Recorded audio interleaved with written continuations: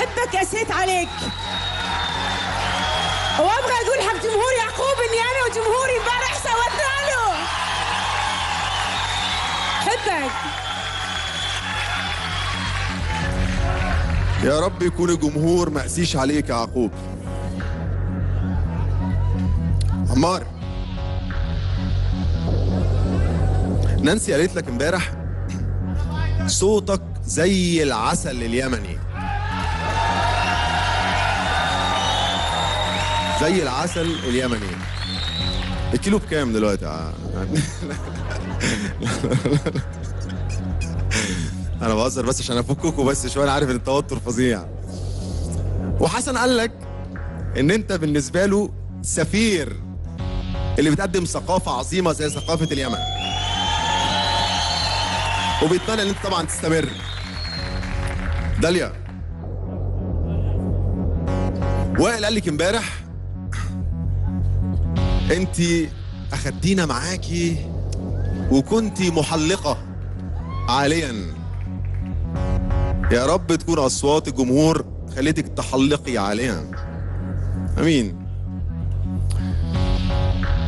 اوكي، انا اول اسم هقوله دلوقتي اسم ايجابي هيروح على البلو روم منطقة الامان.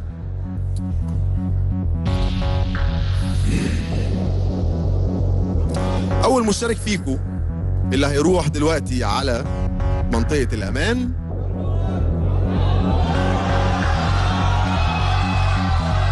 واللي حصل على نسبة تصويت تخليه يكمل معانا للاسبوع اللي جاي هو او هي يعقوب.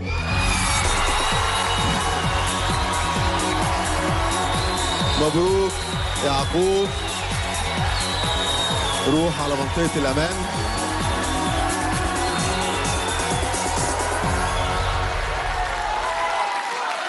كل ده من الصوت بتاع أحلام بس على فكرة، صوتك بس. نرجع دلوقتي للنتيجة.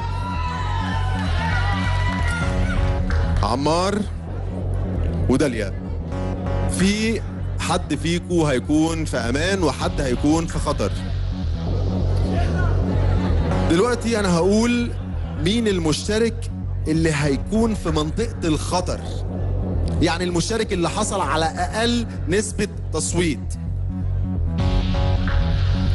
مين يا ترى اللي هيروح على منطقة الخطر؟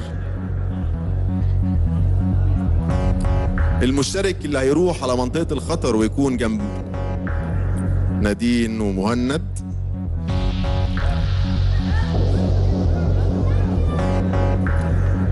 داليا، انتي في خطر. عمار مبروك، انت في امان. الف مبروك، الف مبروك عمار. قربنا اكتر على القرار الصعب والنتيجة النهائية هنعرفها بس بعد الفاصل. استنونا.